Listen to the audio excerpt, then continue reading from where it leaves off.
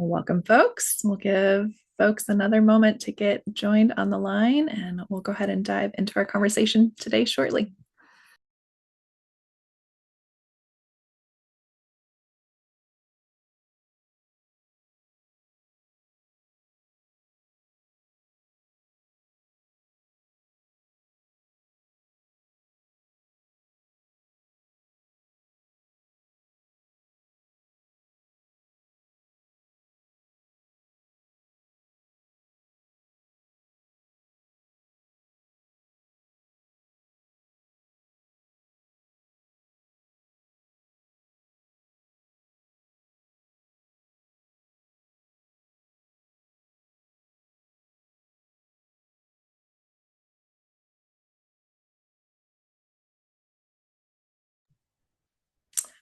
Well, welcome, everyone. We are a few minutes past the hour and excited to be in a conversation today about upcycled nutraceuticals, driving innovation across health and sustainability.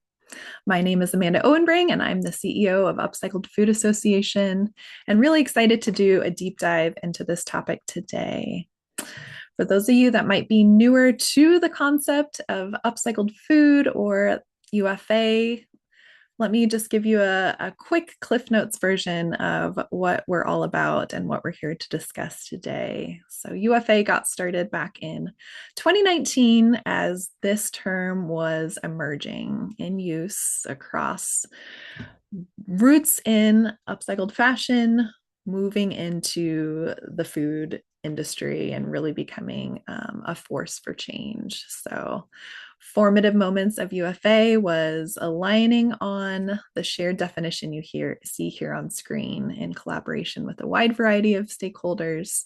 So really, this is our guiding North Star through to today, almost 7+ years later. So UFA and UFF exist as a membership-based trade association to accelerate this growing movement, all about increasing innovation to ultimately sharing the goal of the challenge and the opportunity that is stopping food waste. We bring this mission to life through a wide variety of activities, but ultimately making sure the food we produce is putting its highest and best use of human consumption. And that's really where our topic today is going to shine a light. We bring together stakeholders from across the supply chain, and we have members in over 14 countries. We celebrate their innovation, the research, where this movement is going through moments across the calendar year, and especially Upcycled Food Month each June. So I invite you to explore upcycledfood.org to learn all about this growing movement and our members and all the amazing things they're up to. Just a quick few notes of housekeeping. As a reminder, this webinar is being recorded and will be made available to you as an attendee, as well as within UFA member resources. And as we move throughout the conversation today, I invite you to submit your questions using the Q&A feature of Zoom, and we'll be weaving those into the conversation and holding some time for Q&A at the end. Look forward to a follow-up email, including information about our amazing speakers, as well as some resources that we'll be sharing today. So here is our flow of our hour together. We are going to be hearing from 3 perspectives of our panelists and then having a shared conversation with some time for Q&A at the conclusion. So without further ado, really excited to have these leaders in our community here to share their story and the journeys of their brands and companies to bring upcycled food innovation to the nutraceutical space, and a lot that we have to learn together and then discuss in conversation. So I'm really pleased to be joined by Kara Kennedy, Director of Marketing of Solnul, one of our first Canadian certified members, and a lot to be shared about their origin story and the journey since then, as well as joined by Alexis Collins, Director of Product and Brand Strategy of Stratum Nutrition. We'll explore a whole world of really fascinating product innovation. And really pleased to be joined as a co-host, Molly Reef, Certification Manager of the CPG division of Where Food Comes From, our partner in all things upcycled. We are the shared wings of the bird of growing the upcycled food movement, and that Where Food Comes From owns and administers Upcycled Certified. So, really excited to hear the latest from Molly.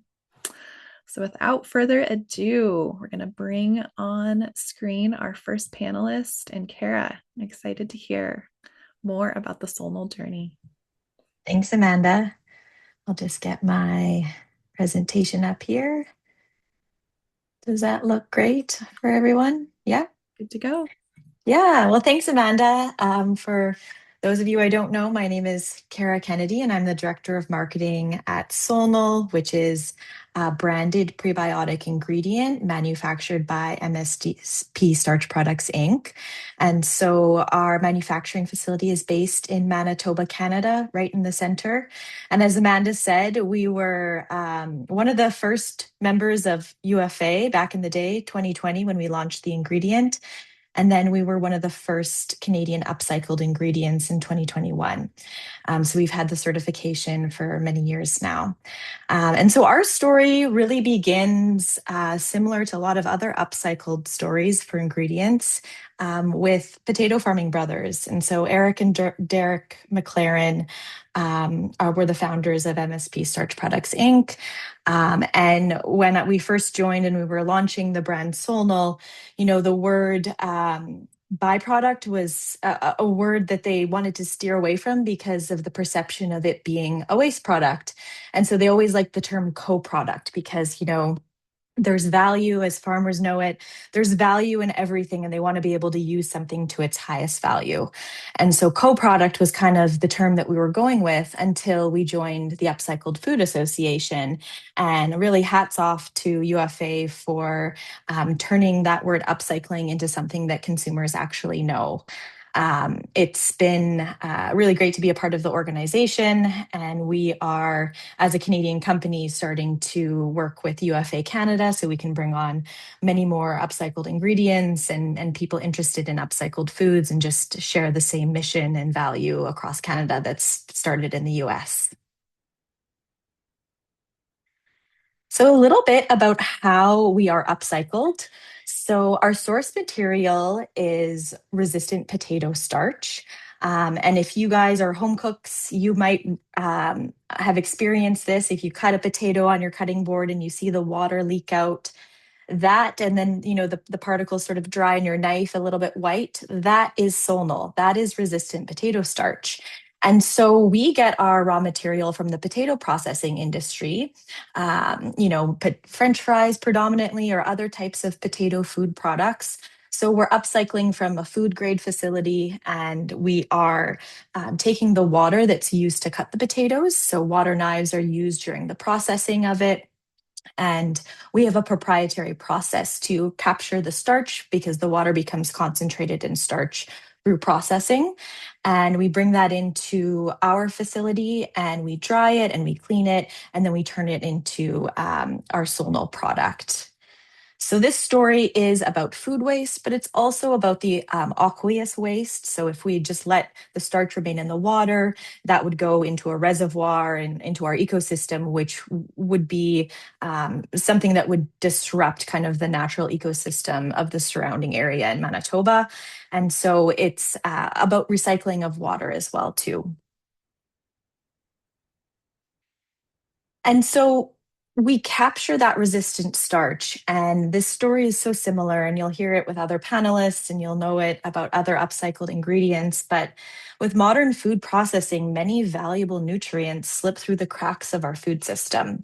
And so our mission in regards to sustainability really much aligns with the UFA, and we're about mitigating food waste, but we're rescuing that nutrient, which is resistant starch, and we're using it to its highest value by feeding the microbiome. So our story, our conversation really began with an upcycled or a co-product from potato processing, but the founders believed that there was more. How could we turn this ingredient and use it to its highest value? And so this is where science enters the conversation. So what is Solnul? for those of you that don't know, resistant starch is actually a type of prebiotic. It's a really unique, cool source of fiber that's insoluble but fully fermentable. And being fully fermentable means that it's going to feed the beneficial microbes that exist in your gut. So rather than, taking a probiotic and inoculating your gut with bacteria, we're actually feeding the microbes that are native in your digestive tract. So it's bifidobacterium and akkermansia that we feed.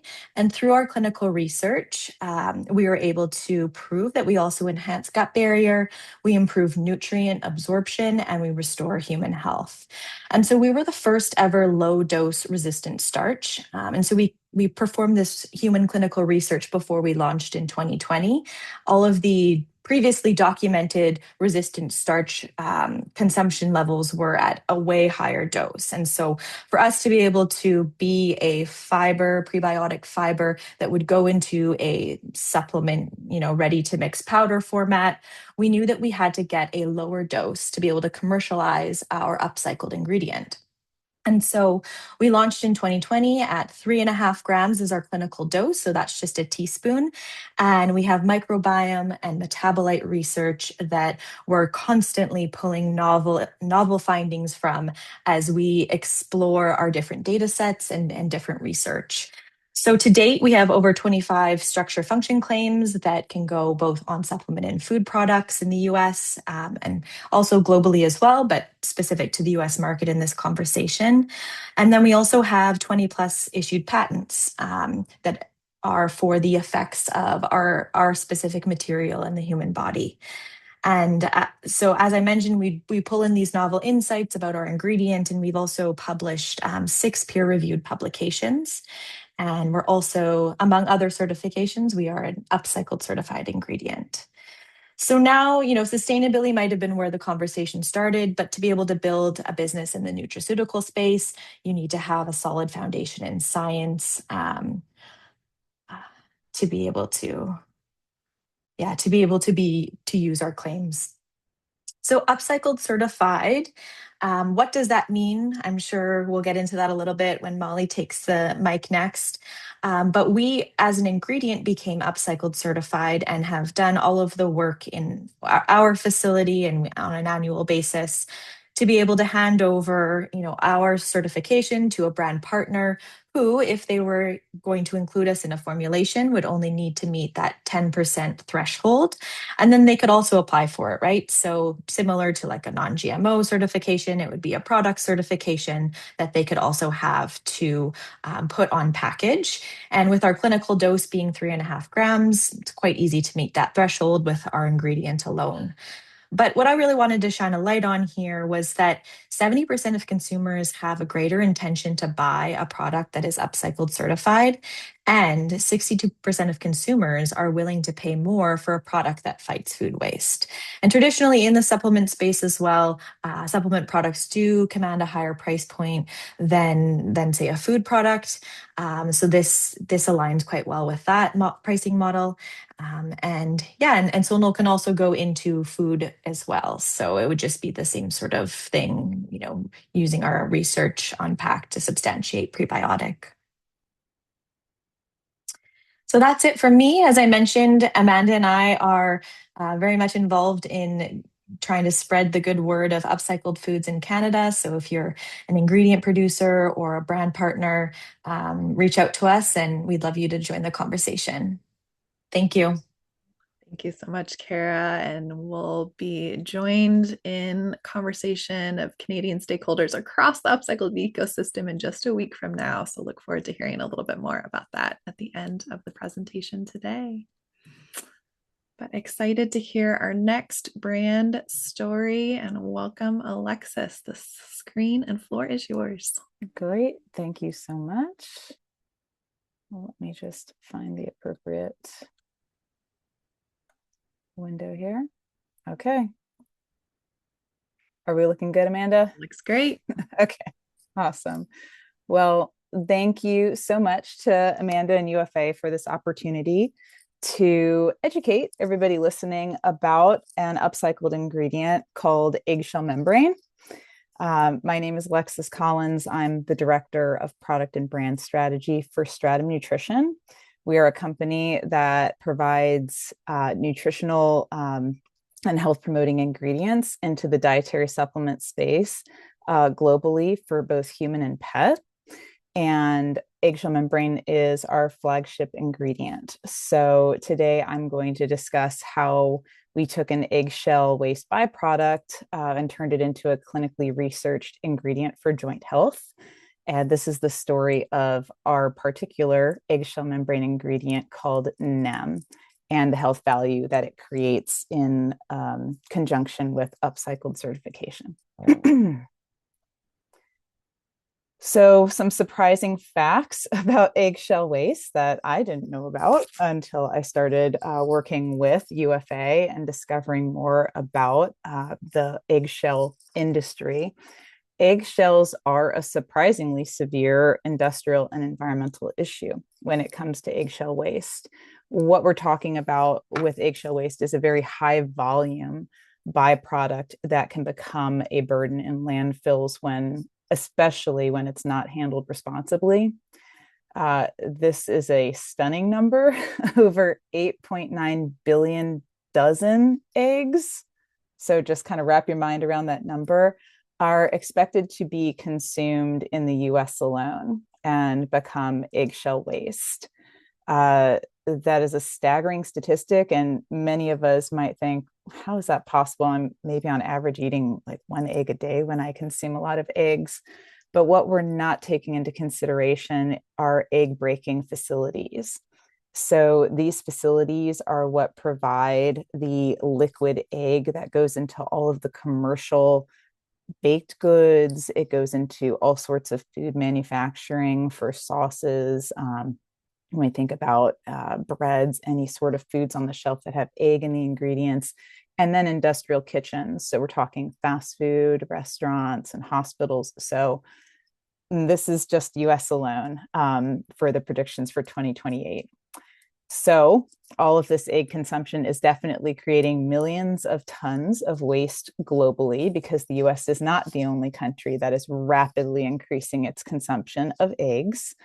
And this leads to landfill congestion on the scale of major industrial pollutants. In fact, eggshell waste has been cited as the EPA's 15th most problematic food pollutant. So why is that? Well, it's because there's a lot more to the eggshell waste, the eggshell, than just that hard shell. There's actually a membrane underneath, which I will explain in the next slide. But due to that protein-rich membrane, when eggshells are dumped irresponsibly, it can cause pollution and health hazards from fungal growth due to that protein-rich membrane. And that protein-rich eggshell membrane can attract rats and other vermin, which makes landfills refuse to take a lot of eggshell waste. So what is this membrane that is so problematic with eggshell waste disposal? Well, it's that thin membrane that lines the eggshell that's between the egg white and the shell. So I always describe it as the most annoying part of a hard-boiled egg. So when you're eating your hard-boiled egg, there's that tough skin that's between the shell and what you want to eat. That is the eggshell membrane. And perhaps eons ago, our great cave ancestors would just consume the entire egg, right? Shell, membrane, and everything inside in liquid form. But today we're definitely pickier, and not a lot of people are consuming that membrane willingly, despite it truly being nature's single source for a joint supplement. Because when you look at what's contained in that membrane, it literally matches every joint health or even skin health formulation that you would see in the dietary supplement space. The eggshell membrane naturally contains within its protein matrix multiple different types of collagens. So it's a multi-collagen ingredient. Primarily, it's collagens types 1, 5, and 10. So these are different collagens than you'd be getting from bovine collagen. It also contains elastin and keratin. There's also glycosaminoglycans, hyaluronic acid, glucosamine, chondroitin sulfate, all of these should sound pretty familiar to anybody who's been looking into supplementing for either hair, skin, and nail health or for their joint health. And then in addition to all of this fantastic entourage of nutrients, there's also sulfur-bearing amino acids, and some residual eggshell calcium will always be as part of an eggshell membrane just because they are so connected. You can't fully separate them from one another. But that's great because eggshell membrane or eggshell calcium is actually a very low metal and highly bioavailable form of calcium. So nature kind of got it right with the egg in our diet, but we're just kind of excluding one of the most nutritious parts. And now there are some bold people who have taken it upon themselves to try to consume that eggshell membrane. And I can speak from experience that it is not pleasant. And no matter how fun they make it look on TikTok, it is not something that's easy to pull out of the egg, whether raw or hard boiled. And it is very, very difficult to consume in amounts that would actually give you benefit. So thanks to Stratum Nutrition, there is an easier way to get the benefits of eggshell membrane. So our process is that we collect eggshells from USDA inspected egg breaking facilities. So we only use USDA certified eggs for our ingredient. The egg contents have already been used to produce foods, like I said, that go into baked goods, sauces, prepared meals, etc. And then we separate the membrane from the eggshell using a proprietary steam heat process. So we are not generating more pollution when we are creating our upcycled ingredient. And after that eggshell membrane is separated from the eggshell, it then goes through a very gentle enzymatic processing, which is what produces our patented NEM eggshell membrane, which is partially hydrolyzed or partially broken down to help make that tough eggshell membrane protein matrix more bioavailable and give better benefits for joint health.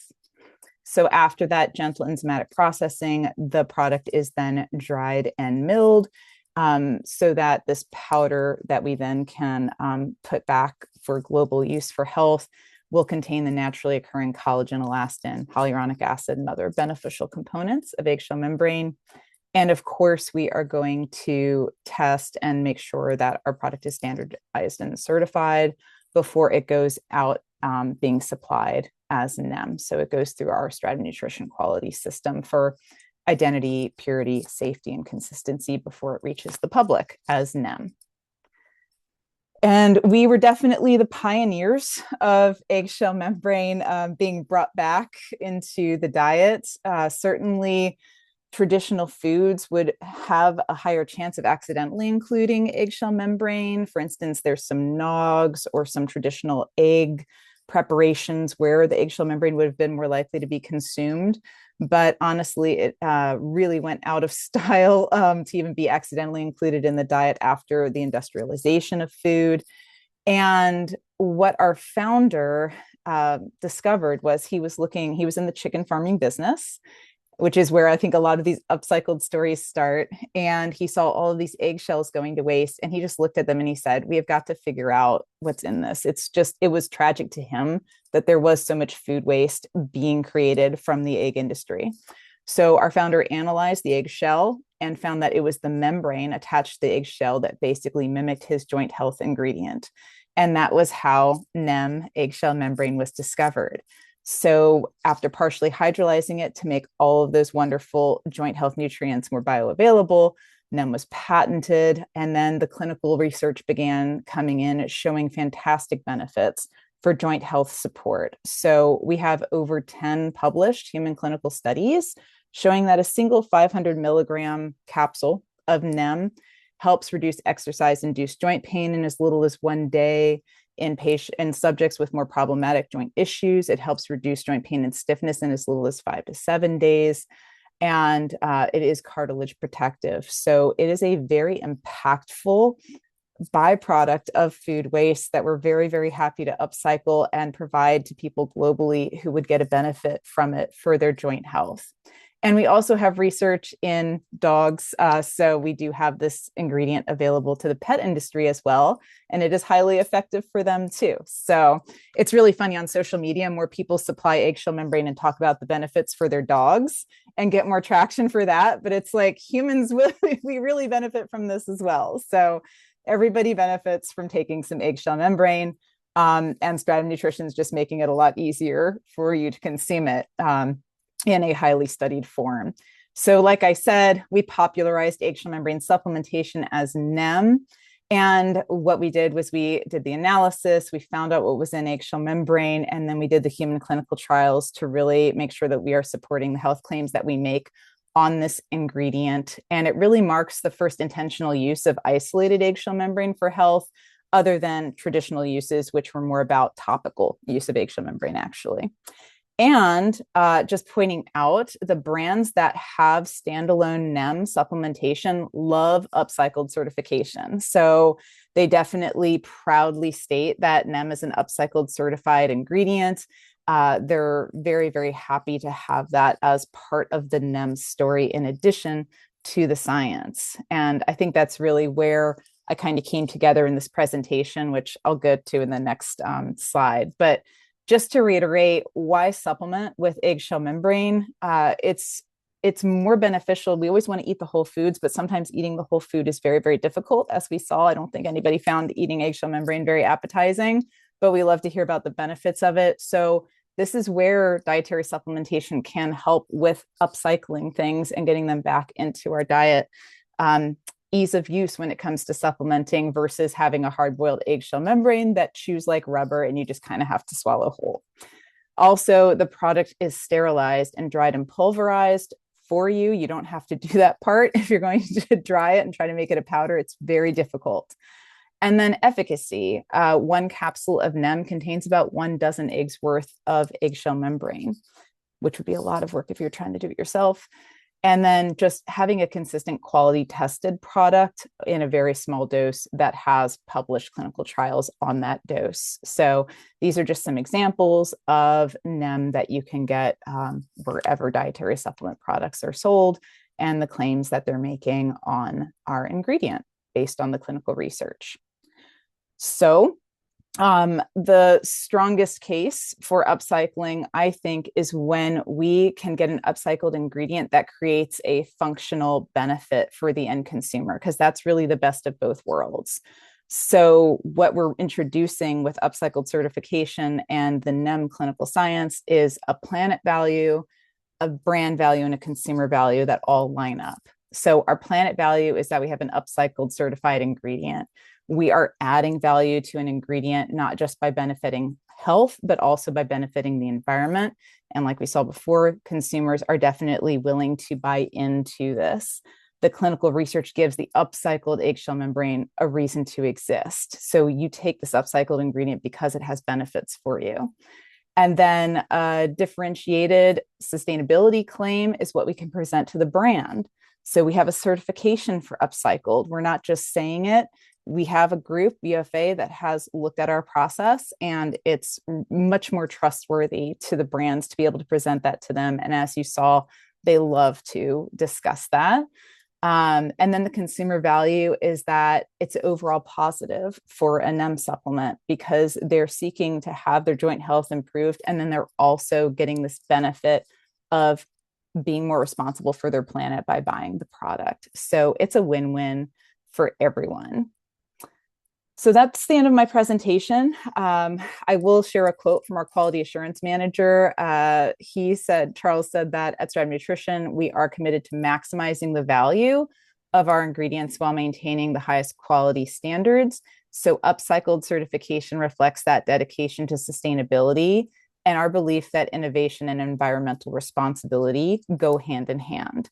So suffice it to say, upcycling is strongest when the rescued material becomes something that consumers value. And NEM achieves this through providing our scientifically backed health benefits through this upcycled material. So thank you so much for your time. Thank you, Alexis. I think it's such a beautiful encapsulation of nature knows best, right? And we use Yes. the phrase often, rescuing nutrition. So what Right, right. That's a example? fantastic phrase. I love It's that. there, it's available. And, this is such a good example of the innovation that is plentiful in the upcycled space. I'm going to drop a link in the chat and we'll share resources of there's a great research group out of Cornell that, adjacent to this industry, the, animal avian flu impacts have been largely Right. felt by the industry, and they're finding upcycled grape pumice application that can be on par with chicken antibiotics. That's Oh, this that's big cool. breakthrough Yes. research. So there's just so many Wonderful. different sparks and directions people are taking things. So in that spirit, Molly, gonna bring you on the screen here and really get to journey us through the story of upcycled certification, how where food comes from helps ingredients and brands walk through that journey. So thanks for joining us, Molly.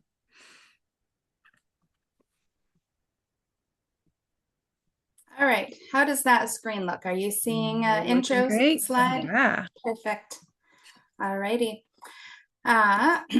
So thank you to both Alexis and Kara for your compelling stories, and then Amanda for organizing today. I'm just going to highlight a few details about the certification angle of Upcycled. As mentioned before, anyone can make a claim, but the value of certification is that there's a third-party independent set of eyes that are looking over what are those claims, and the common language that Amanda talked about, that we're speaking the same language when we're talking about this. So Where Food Comes From is also a family-founded and run company. We have 30 years of experience in the certification industry. I think we're up to something about 50 different certifications across all of our different divisions that we manage and help participants go through. We work with producers, processors, and brands across the food and agriculture supply chain. And we help companies build that trust that they are not just greenwashed or not just claims on a label, but that they have been through an actual rigorous certification process.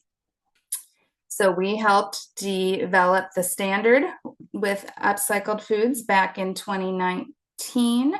And we now own and manage that standard. And as Amanda talked about, those two different wings where Upcycled Foods does what it does best in terms of education and mission and bringing people together to have these conversations. And we thrive in that certification space. Amanda already shared our common language in terms of creating that definition that we're all talking the same framework there. And so why does upcycling matter? Food loss exists across every stage of the supply chain. Upcycling can transform that surplus into valuable new products. As you can see, both of those original stories started with a waste issue, and functional foods are the hot topic of the day, really, where consumers are looking to add value and some self-care, and magically this waste has turned into some of the most beneficial ingredients out there. So helping to reduce food waste and supporting a more circular food system. Upcycling can create revenue from underutilized ingredients, doing this without increasing additional land and water pressure, reducing waste handling costs for those companies, and helping to support premium product and sustainability claims. A lot of retailers are emphasizing or putting a focus on a sustainability story, and having that certification to show that it's gone through a process helps to support who those retailers are willing to bring in. Talked about a few of these dates just in terms of the start of all of this movement. In terms of the certification angle, the standard helped to create a trusted common language and something similar to like the organic or fair trade labels. And then that transparency that certification provides. So the heart of the certification is the standard. It is put together by a panel of experts and is open somewhat regularly to public commentary. So it's not a static set of rules. We do take feedback and it goes through a revision process about biannually. Certified products must be made with ingredients that would otherwise become food waste, be intended for human or companion animal consumption, have auditable and traceable supply chains, and clearly identify the upcycled products on the product label, or the ingredients on the product label. A certified product may be retail facing, or it also may be like a business to business ingredient, like Alexis and Kara have been describing as well. Benefits of when those upcycled ingredients get certified, as Alexis described, then those other companies, if they also want to help tell that story, the rigorous legwork has been taken care of at the ingredient level, where then the brand at the end only has to meet some thresholds to be able to get that certification for their own products as well. I talked about the advisory committee. Yep, and then growers, producers, manufacturers, processors, marketers, and traders can all enroll in the process. And really the heart of the program is that proof of diversion from waste. We look at tangible records that show this is what was happening before the enrolled products shifted that ingredient out of the waste stream. In terms of the momentum and impact of certification, we're now, 6 years in. We've got participants from 13 countries around the globe, 137 participating brands with over 600 certified products. The impact of certification in 2025 was 1.23 million tons of waste diverted. And since the certification program launched, 6.36 million tons have been diverted through this program. So just to kind of summarize all of the points that we've discussed here, certification, that logo tells consumers that something independent has gone on. It's not just the claim that the company is making. So we're building trust with investors and consumers. We've got that traceability piece in the picture. Speaks to those buyers at the stores who want to highlight those stories and helps to have data to put together further sustainability narratives. We see all manner of products go through the process. Dried fruits, snacks, beverages, pet treats, nutraceuticals like we're talking about today. We do maintain a voluntary public listing for certified companies if they decide they'd like to be on our website. And so that can link to the sustainability story. It can be a product listing. We do have interested participants reach out to us at times and say, hey, I want to innovate around this type of product. Can you help connect me to other certified participants so that I can find the ingredients I need to help support this story as well. End of last year, we did create an impact report to share more details about the impact of the program. So this QR code can be used to learn a little bit more, have a little bit more deep dive. And then just to summarize, the top products that we have seen going through this program include snack foods, pet products, fruits and vegetables, household goods, and wholesale ingredients. Some SPINS data has shown a 13% increase in the retail price for natural grocery sales, up 19% year over year.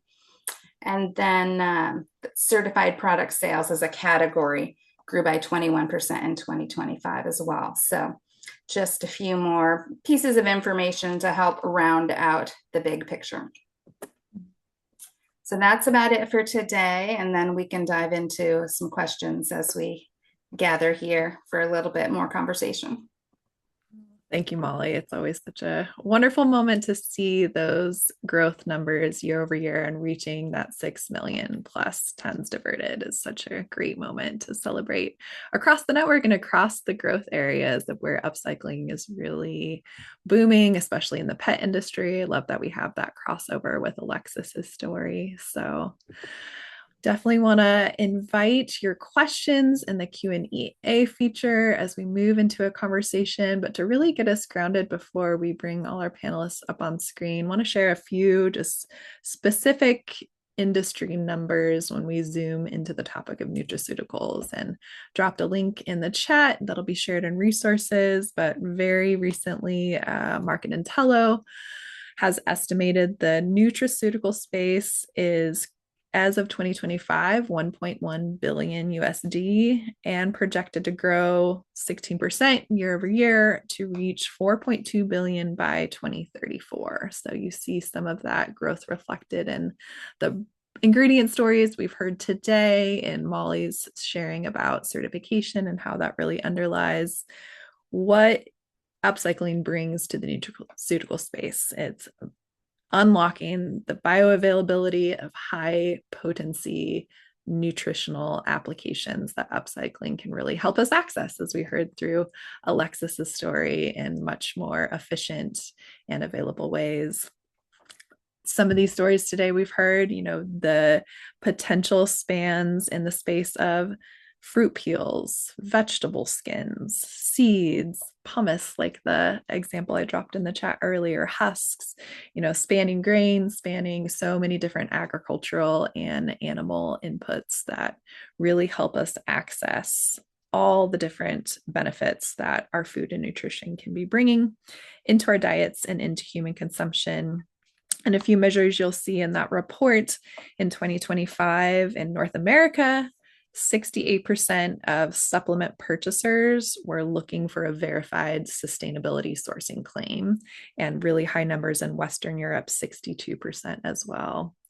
And especially a really quickly growing foundation of all this movement growth, over 50% of millennial and Gen Z are willing to pay a premium for an upcycled or zero waste claim. So definitely that younger generation that is increasingly bringing their buying power to their health and wellness decisions is really helping propel all the innovation that we've heard about and that we're going to discuss here today. So as we bring all our panelists here on screen, thank you all for sharing your perspectives and your stories. I really want to hear from your role today as you reflect back on kind of the origin story of your company and the origin story of this movement.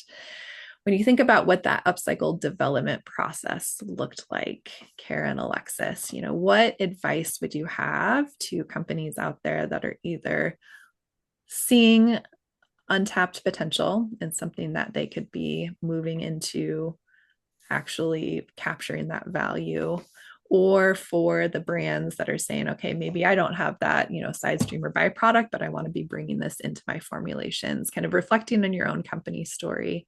Tell us a little bit more about what that's looked like for you and the advice you'd have to folks listening now or down the road. Alexis, I'll start with you.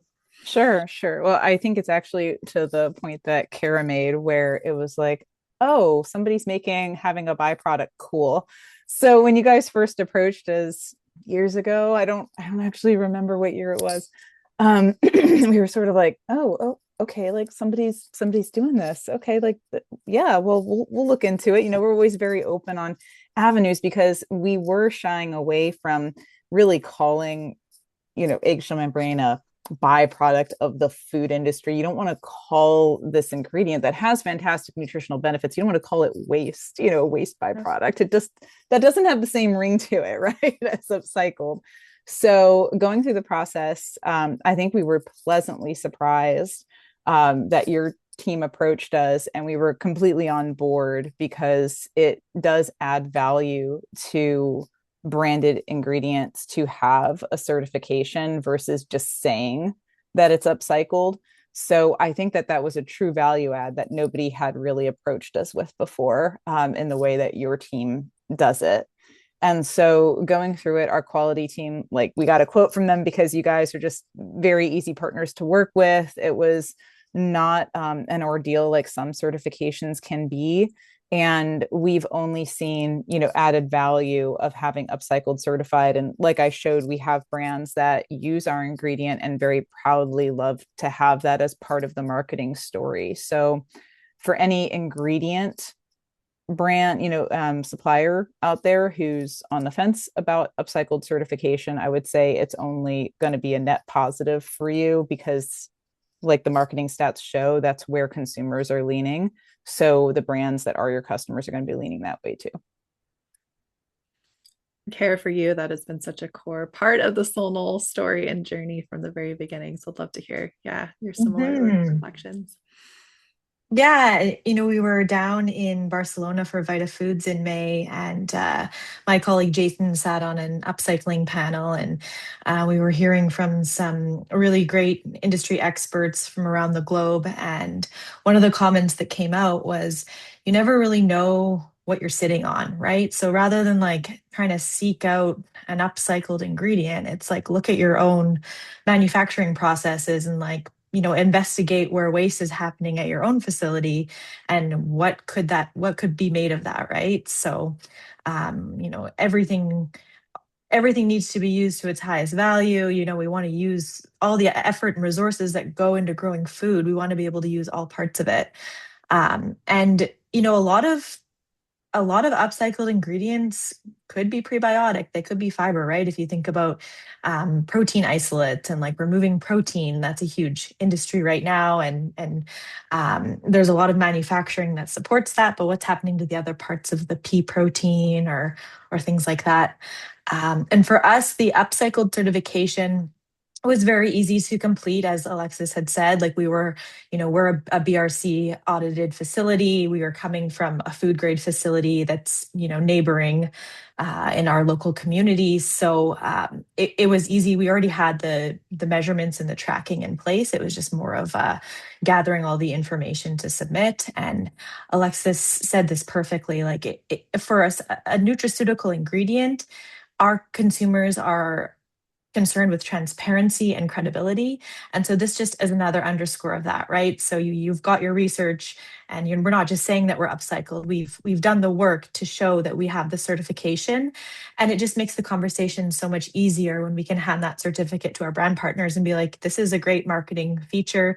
In the nutraceutical space, there's not a ton of upcycled ingredients, right? It's traditionally a primary manufactured, especially in the prebiotic space. Yeah, and so we can get into the marketing aspect of it too, right? Like, so how much, if you're doing a reformulation and you're comparing one prebiotic ingredient versus the other, and one's upcycled, how does that change your carbon footprint, right, of the product? Like, how can you reduce it by just making one swap like that? So from a marketing and sales perspective, it's been a really easy conversation for us to have, and it creates another differentiator for us in our competitive set. And science and sustainability can coexist, right? So we're at the intersection of that. Absolutely. No, and I think that's, as folks come with the question of where do I begin, I think that is the beauty of this collaborative, really supportive network, right? Whether it be, okay, I have, untapped resource here. Where do I go to start looking for others, for those stories, those resources, those best practices? Our equipment and infrastructure members that have the ways to be able to make sure that value is captured. So definitely it's been a really generative support system for folks that are looking of where do I begin or where do I source, right? Just as you said, Molly, folks are looking to come to you and say, okay, what is available? What's the portfolio about that's out here? But Molly, I'd love for you to walk us through, as folks are looking to get started in certification, what are some of those things that they're going to need to have on hand that your team will be looking for and ask for. Your team's great with kind of the checklists and the ways to get started, but hearing this straight from the source, I think would be great for our audience. Well, we certainly see like the broadest creativity. We have an enrollment team who fields those initial requests and people exploring whether it's right for them. And so we get to hear about lots of unique and interesting potential products.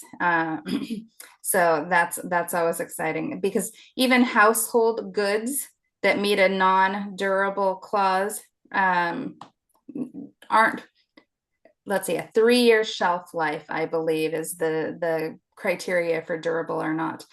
So we even see some innovative things in the household goods space, with some agave fiber being used for picnic wear and things outside of the products you'd typically think of.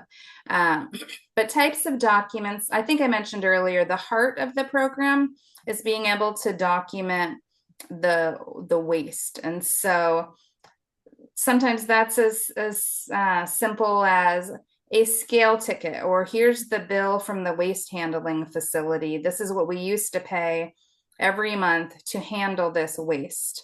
And so we're looking at concrete records along those lines. They might be less sophisticated records, but more fun in terms of, here's the goats that came into the field, and here's the evidence of them eating everything that was left behind in the field. So it's an array of documentation types, but so that proof of diversion is the heart of it. And then we're looking at other things that are more along the lines of, how is the facility handling this ingredient? Is there both an upcycled version and a non-upcycled version? How are you handling those differently and tracing that through your facility? Do you have food safety certification in place to layer on top of those handling practices? So some things like that. We do look at labels and claims made on label. You always want to make sure that there's a consistent use of the logo so that we all know what we're looking for, and that any other claims that might appear are in alignment with the certification and not contradictory or competing types of claims. So it's kind of like a broad overview of the types of things that we're looking at. And we do also track, like those numbers showed, the tonnage of waste, of upcycled inputs diverted from waste, so that we can have that programmatic lens of, what is the impact of this product, of this participant's involvement, and of the program across the board.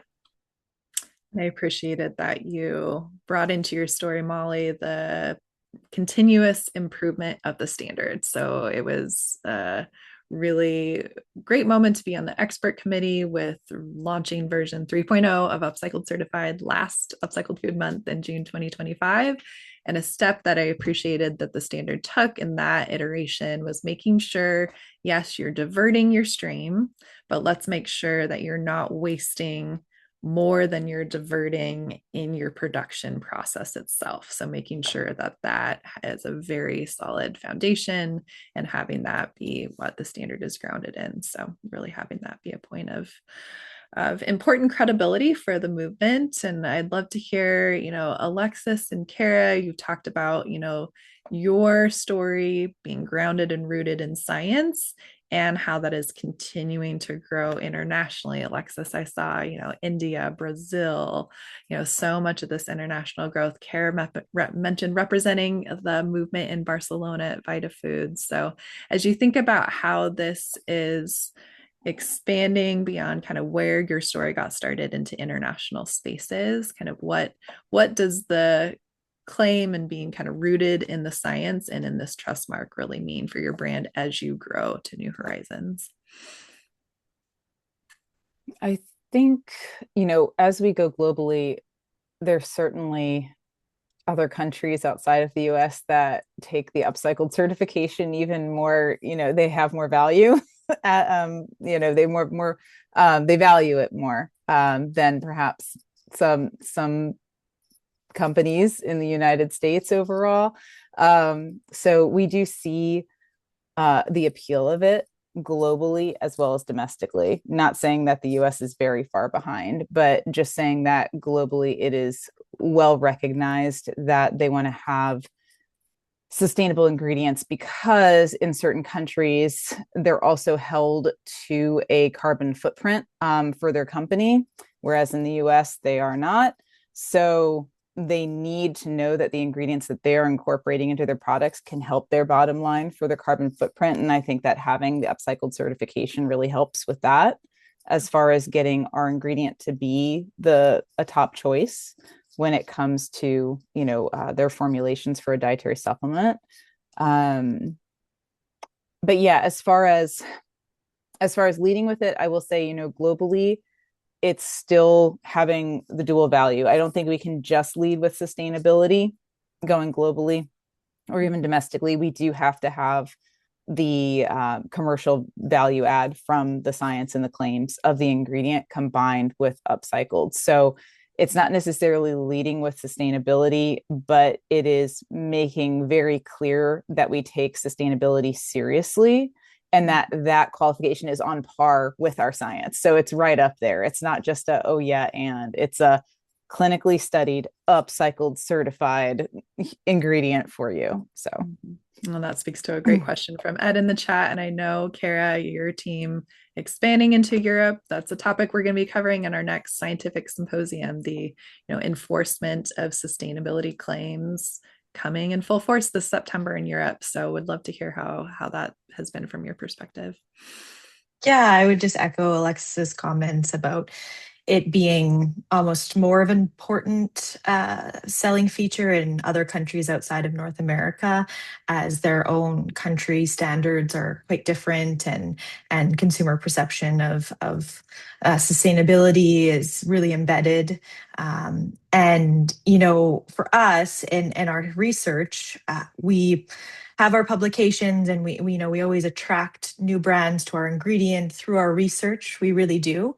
But oftentimes when you enter into different global markets, not all of your research will translate to an on-package claim in a specific country. But what does is our sustainability story, right? So, maybe they were attracted to our brand through our research, but what actually makes it onto package might be something just around fiber rather than, our prebiotic claims. But sustainability is something that's universal, right? So, all customers could put that onto their packaging and use that as a selling feature. So yeah, we've seen really great reception as we've entered into Europe from our partners there.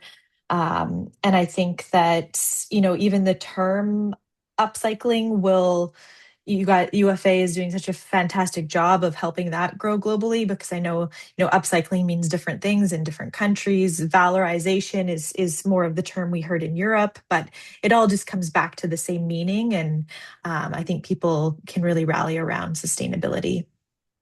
Shared promise, many different ways to describe it and bring it to life. This hour has flown by so quickly. We could stay here and talk all day on so many of these topics. But as we wrap up, want to just hear a last word from each of you, or what are you looking forward to ahead? And I'll give a couple shameless plugs. I know Alexis is going to be speaking at a supply side panel involving upcycling. Kara is involved in our Canadian chapter UFA Can, so a lot to come there. And Molly and the team, I know colleagues are going to be speaking at Bridge to Food North America in October. So lots of dates to put on your calendar to continue to hear these stories. But when you think about, what's exciting to you in this moment in terms of what's ahead for upcycling or your brand, what would you add as we come to a close here? Yeah, I can start. So we're in the process of conducting a life cycle assessment, which I think will pair very nicely with our upcycled certification. And so we're excited to share the findings of that in the coming year, and just really put a metric behind our sustainability and our upcycling. Yeah, I'll just say that we continue to look for different ways to get NEM eggshell membrane and our other eggshell membrane products into other parts of the industry.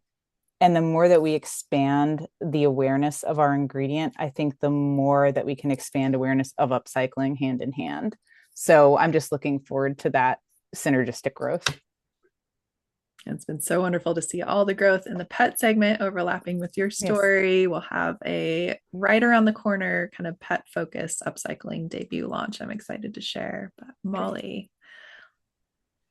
On that note, my dog had knee surgery yesterday, and the supplements out in the office had some NEM in them. And so now I'm thinking that's probably a critical part of his healing process.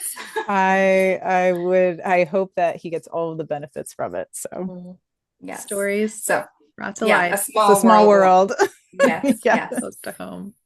Yeah. So over here we're just nose to the ground processing all of the different enrollments that come our way. And so with these two unique ingredients, there are other companies that have equally unique and innovative items coming through the pipeline. So I think there'll be more stories to tell as the year goes on.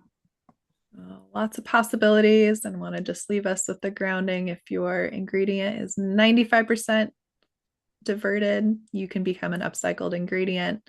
And if you're using 10% of an upcycled ingredient in a product, that product can become certified as well. So Molly and the team are standing by to follow you on that journey. I want to thank each of you for generously sharing your stories and your perspectives today. This is just one of our many events that we produce and share across our community, whether it be UFA membership or broader public awareness. So look forward and follow along, be it on our email newsletter, which you can sign up on the homepage of our website, upcycledfood.org, or follow along on our event page. And these are just a few of the moments we have coming up around the bend. A week from now, August 5th, 9 a.m. Pacific will be our next community call for UFA CAN, our Canadian chapter, as well as quickly coming up this fall, our third global scientific research symposium, which covers qualitative and quantitative research from across the globe, a wide variety of fascinating speakers that is open for attendees to join, and also call for proposals to submit a speaker. Submission is still open for about another month, so I invite you to check out those details, as well as we move into the new next year, the new and always fascinating month of Upcycled Food Month in the month of June. So invite you wherever you are on your upcycling journey to keep in touch, whether you're learning of where to start. There's so many open and generous perspectives in this community that can really come alongside you, help you learn, help you continuously improve, whether you're an individual, looking to become a champion for upcycling at your company, whether you're a student on your academic journey, or a company anywhere along the supply chain. We have support and resources for you. So thank you all, whether you've joined us on the line today or listening to this recording down the road. Stay tuned and eat up.